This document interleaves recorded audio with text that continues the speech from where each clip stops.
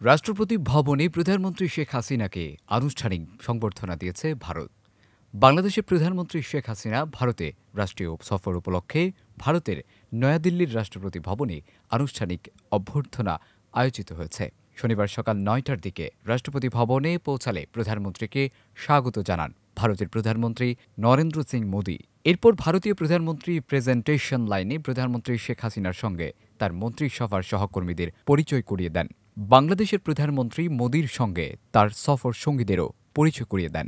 সংবর্ধনা অনুষ্ঠানে উপস্থিত ছিলেন বাংলাদেশের পররাষ্ট্রমন্ত্রী Hasan Mahmud, ambassador at large Mohammad Ziauddin, প্রধানমন্ত্রীর বেসরকারি শিল্প ও বিনিয়োগ উপদেষ্টা সালমান ফজলুর রহমান, ডাক, টেলিযোগাযোগ ও আইসিটি প্রতিমন্ত্রী জোনাইদ আহমেদ পলক, বাণিজ্য প্রতিমন্ত্রী আহসানুল ইসলাম টিটু এবং তার অন্যান্য সদস্যরা।